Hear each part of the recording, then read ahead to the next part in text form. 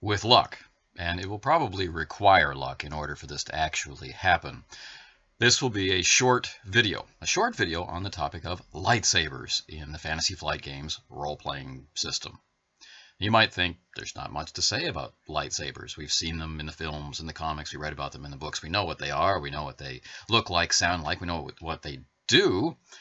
All you really need to know is where to find them in the book to get their damage codes and things like that. But that's not precisely true.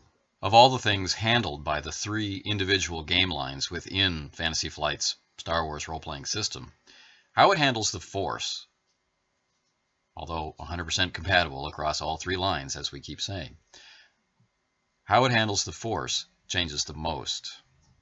So if you're going to run an Edge of the Empire campaign, or if you're going to run an Age of Rebellion campaign, there are things about the Force which are not the same, or the granularity, the zoom level with which you bring out the Force as an element in your campaign is quite different from what it is in Force and Destiny. And one of the ways to demonstrate this is to look at the lightsaber. So, because the Force is so interesting or important to a certain number of Star Wars players, certainly not all, then the idea of mixing and matching the game lines comes up. And because the Force is represented differently within the first 2 and the last core books, there's a little bit of need for decision making. How deep will I go into the use of the Force in the campaign that we're going to have? That question really needs to be asked, and this video, using the lightsaber as an example, is going in that direction. Looking at Edge of the Empire, this is a core book that is designed to help you set up a campaign based around a wide variety of people operating on the outskirts of the Galactic Empire, the edge of the Empire. It's about more than just one particular type of person. It's not called, Star Wars the Smuggler or Star Wars the Outlaw Tech or something like that. It's Edge of the Empire. It's looking at a lot of different people in a lot of different situations. It could drift toward the rebellion. It could drift toward, just kind of minding your own business. It could be all about the money, or it could be about a member or 2 members or more members of the group slowly discovering that the Force is real. But what it is not is a book, a core book, or a game about the Force. It simply isn't. Age of Rebellion, likewise. This is a game focused in on the rebellion against the Galactic Empire. And yes, there may be people who have the Force and people who are growing in the Force involved in that rebellion, but it's not about them particularly. It's about all the people who are struggling within the rebellion against the Empire. And so in these 2 games, there is less focus on the Force, less focus on the internal struggle caused by trying to adhere to your understanding of it, worry about falling to the dark side, and so on. There's less to do about that. And in that context, the lightsaber, although a symbol of the Force user and something that any Star Wars fan, I think, finds pretty cool, that particular image can stand on its own as an icon without adding in further bells and whistles to dress them up. And so these games don't offer them.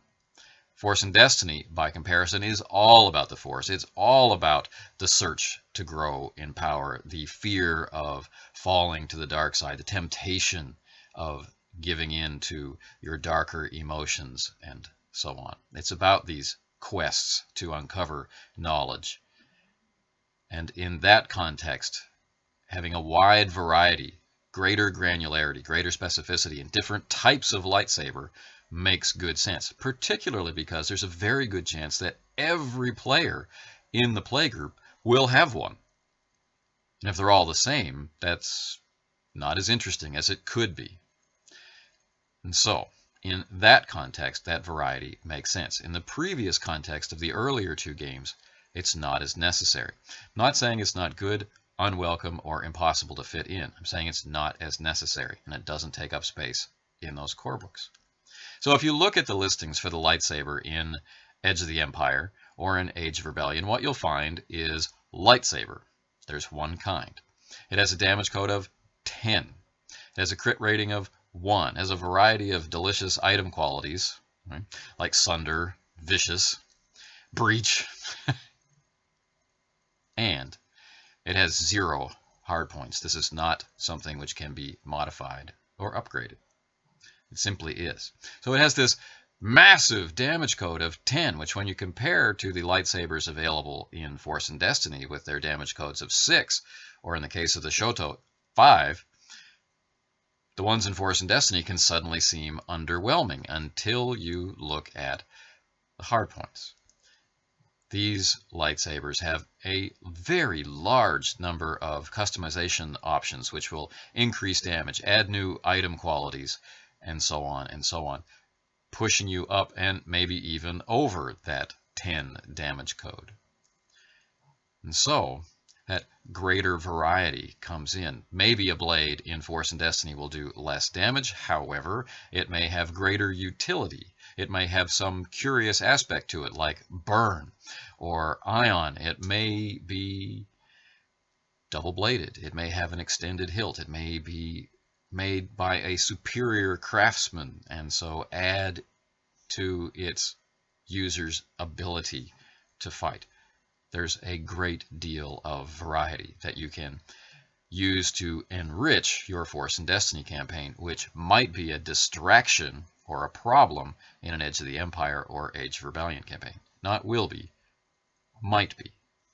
The temptation is there are a lot of people out there who feel like, maybe because of exposure to previous games where this was more true, they feel like the Force user in the group is going to be more powerful than the other player characters. And not only that, because they're the Force user, they're going to be stealing more and more attention. They're going to be useful in more and more scenes until suddenly the campaign is all about them.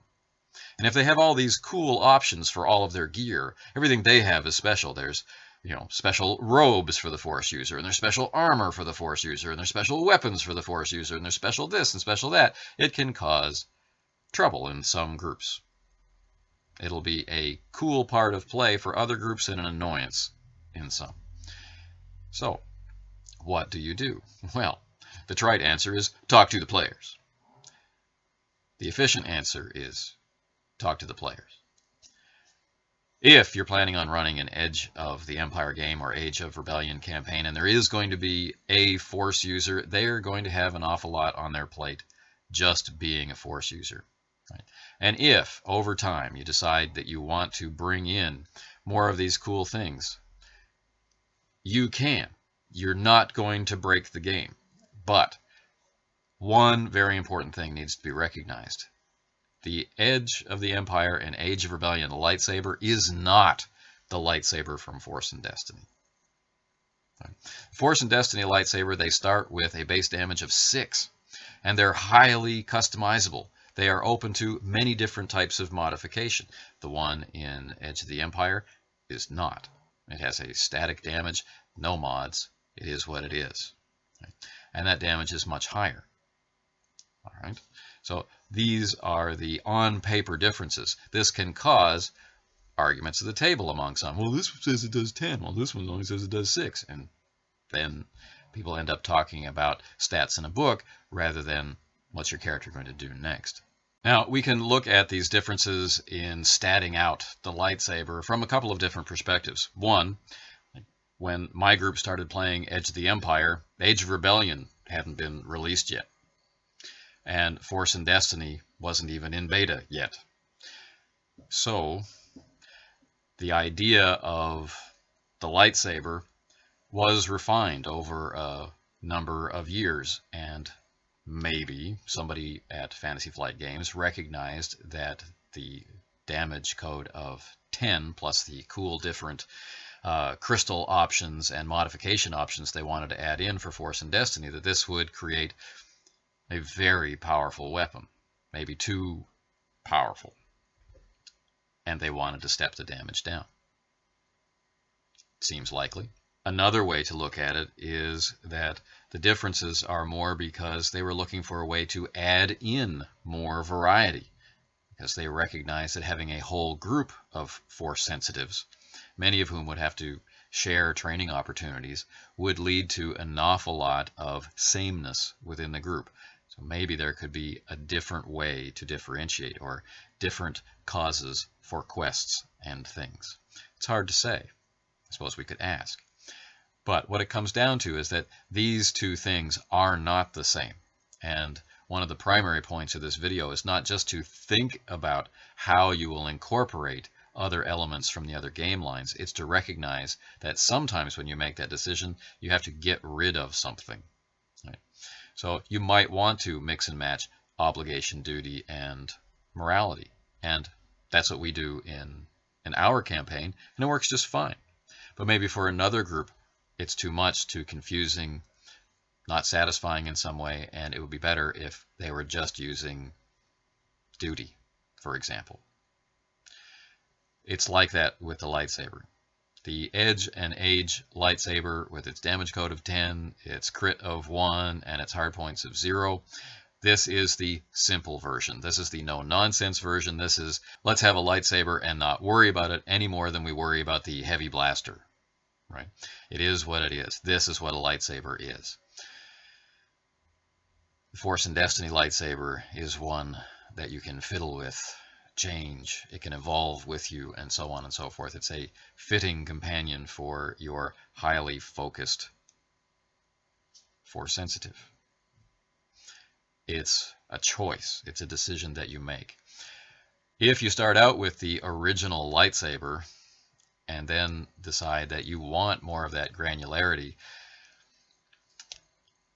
that original lightsaber needs to be special for what it is. It's a high quality item.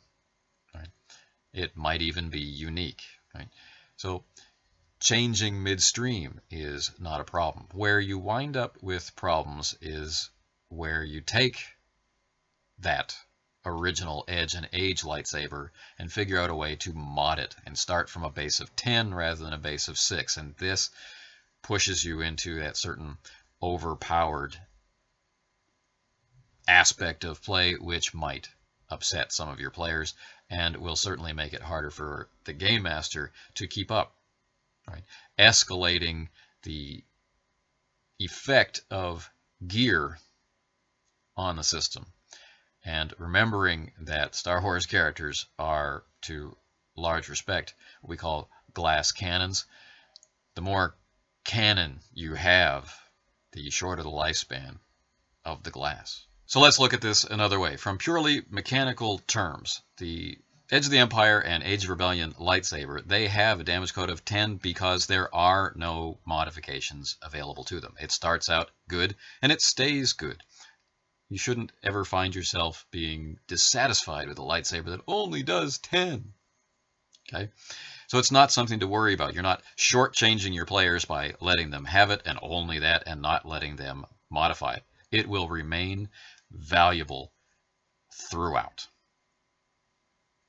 But it has that damage code of 10 because there are no options to upgrade it.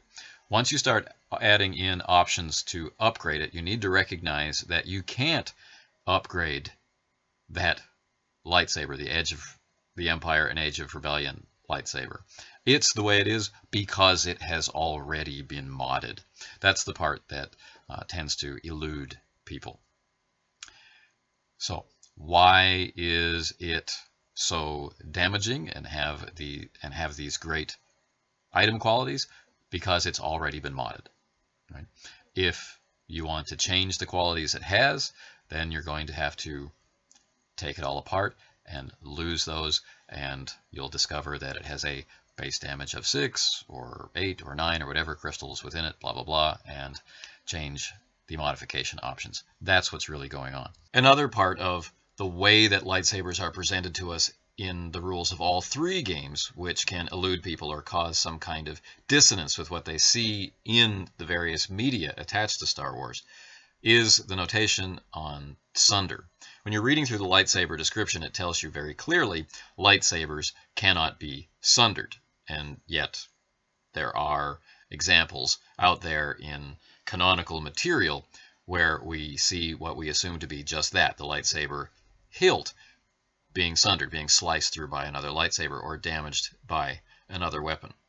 So if sunder doesn't work on a lightsaber, how would that happen? Or did the writers make a mistake? But really, something else is going on. So the blade itself, the energy blade of the lightsaber, cannot be sundered, and we see this represented consistently in all the films. We're not really talking about the hilt when we talk about the lightsaber cannot be sundered, but the use of sunder as an item quality, we're just not going to bother with it in lightsaber combat. We already have a system in place, established already in the combat system, which works. So, by using advantages and triumphs, or interestingly, on the defender side, by using threats and despair, we can bring about the hilt being damaged in combat in some way. Talking about the mechanics behind how sunder and threats and triumphs and despair and whatnot affect lightsaber combat might seem like it's off topic for a video about lightsabers and campaign development. But if you are running a campaign, it's more likely than not that there will be an instance where that rule is important, and knowing it up front I think is helpful. But something more specifically on the topic of lightsabers and campaign development is the actual construction of a lightsaber. One can't really go to a store and choose a lightsaber off the rack. There's no new model coming out every year by a lightsaber company. These are things which are individually constructed. So unless they are found in some condition, damaged, needing to be fixed, found in pristine condition, given to you by a mentor, looted from a temple or graveyard or something along those lines, unless you come across one incomplete or in an ability to be repaired, you're going to have to figure out how to make one during the campaign. This could be a pretty significant and interesting part of a campaign, just maybe not an Edge of the Empire or Age of Rebellion campaign. Maybe that's something that happens in downtime or in a solo mission or entirely off screen. But in Force and Destiny, this is of primary importance. So it's in that game that you find those rules. How do you construct a lightsaber? How are they modified? What are the hilt characteristics and whatnot? Now, you don't find very much about this in the Force and Destiny core rules, and that's a shame. Where you do find them is in the booklet that comes with the Force and Destiny screen, which incidentally is the only screen of the 3 screens which is slightly different from the preceding 2. So you will find details about the quest and requirements involved in making a lightsaber in that booklet. And if you want to know more, if you want more details to go into crafting a lightsaber or lightsabers for your campaign, either for the player perspective or just for the GM perspective about which options should or should not be available, then the Endless Vigil career sourcebook for Sentinels is the place to go. So in these 2 supplemental locations is where you find all of those details. Or, quite simply, follow your own muse. Develop your own canon for how lightsabers are built, how force sensitives, perhaps with absolutely no technical ability as mechanics or crafters of technology, can, through their attunement with the Force perhaps, or through some kind of step-by-step instruction through a holocron or a teacher or something along those lines, get their hands on a lightsaber. We don't want all of the Star Wars universe to be about saying no all the time. You can't do this, you can't do this, you can't do this. Right? Sooner or later there has to be a move towards you can do this. And if you're simply saying no, you can't have a lightsaber because there's no rules for it in the book or something along those lines, that's not fun for you or for the person you're saying no to, in my opinion. Okay, so a quest for building the lightsaber.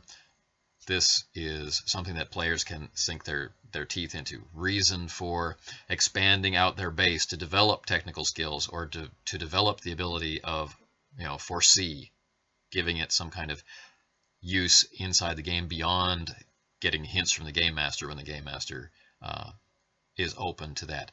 Using other NPC connections to slowly, bit by bit, gather together components and hints and rumors and whatnot so that this thing can be created. That's all fun, either on screen or off screen. Once a lightsaber has been introduced to the campaign, sooner or later the person who has it will want to or need to use it. And sometimes they get seen, which leads to, well, what does it mean when a lightsaber gets used in public? Is it just an exotic weapon? Or is there something else attached to it? And really, this must fall upon individual game masters and how the campaign world that the group is operating in operates. If you are in Imperial territory, does a lightsaber represent automatically the heretical Jedi which have been wiped out? Does this mean that Imperial forces will suddenly say, blast him, for no other reason? Maybe. Is the reason for there being an Imperial Inquisition or some Imperial operatives who go out dealing with Force sensitives, is the reason for their existence explained by a large number of Force users out there in the galaxy, many of whom are interested in obtaining weapons like this, occasionally using them, and needing to be contained, maybe recruited, put down, imprisoned, or whatever. Certainly separated from this iconic weapon. Maybe there's nothing else beyond this other than the Emperor's desire to have completely eradicated the Jedi Order. All of this stuff is up to you, the legality of it. Just remember, in civilized spaces, most civilized people don't like weapons use. And in uncivilized places, anybody who wants to survive tends to carry a weapon. Location is likely important in how you interpret the law, or at least the speed with which the law motivates itself to track down someone who has been committing acts of violence. Is someone going around with a lightsaber murdering people? In some territories, the murder will be more important than the weapon. In other territories, of course, it seems likely that the weapon causes more problems, or at least as many problems as the murder. These are things to consider. The law. It's not just another weapon. That's for sure. But in some places, it might just be another weapon. So, as we can see, any promise that this would actually be a short video, stolen from us. Another unlucky day. And I'm not done yet, because we still need to talk about the lightsaber skill. If you look at Edge of the Empire and Age of Rebellion, it tells you flat out in the lightsaber description, the lightsaber combat skill is required to use a lightsaber with skill. And it's not available in these books. If you want it to be available, it says very clearly, add it in. If you don't want it to be available, don't add it in. And this could be advice to the game master if the game master is solely responsible for how the game is taking shape, or it could be a group decision where the group decides they really like the idea of Luke being the last representative of Force user training in the galaxy. Right? Lightsaber using kind of ties to the Jedi kind of lineage. They like that idea that at this point in their game's history, he's it. Right? Sure, there are other Force sensitives and Force users scattered throughout the galaxy, but they don't have the kind of training that will help you use a lightsaber. And so there's no lightsaber skill, and there won't be until Luke teaches people. If you like that idea, don't put in the lightsaber skill. Right?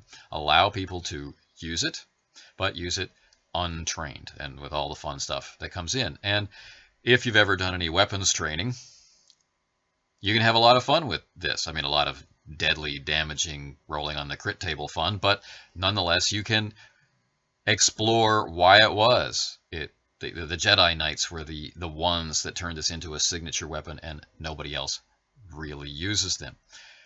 But you can also demystify the use of the lightsaber if someone in the group starts to use it and struggles, but because of their great agility and whatnot, it still has some value to them. And it's a constant lure. Maybe I could one day learn how to use this item better, recover this lost lore.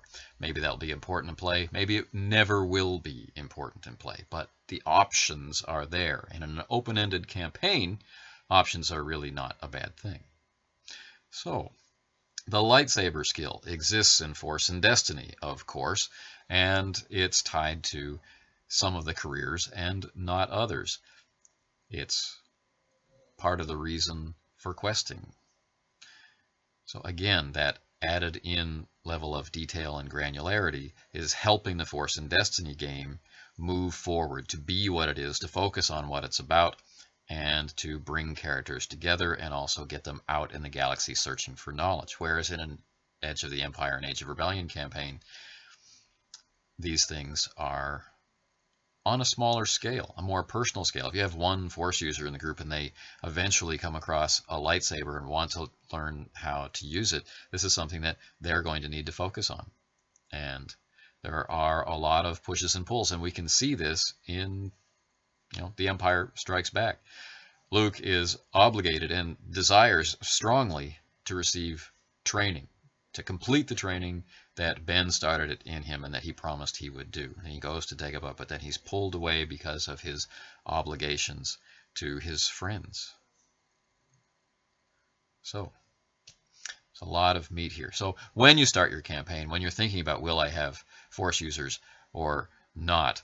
Will we want to go deeply into the Force, or will the Force just be, a bit of color attached to a character? When you start making these decisions, recognize the fact that the two lightsabers are not the same, that lightsaber training is, in the default setting of the game, something that has died out, and that only these very specialized people might be on the trail of recovering it on their own. Talk about it with your group, or sort it out in however way works for your group, and go forward with confidence. Statistically, the fact that they are different isn't a big deal. Simply recognize what it is that you're looking at, and you'll be fine. I hope this video has not been too long as it is, and it has had some value. Thanks for watching.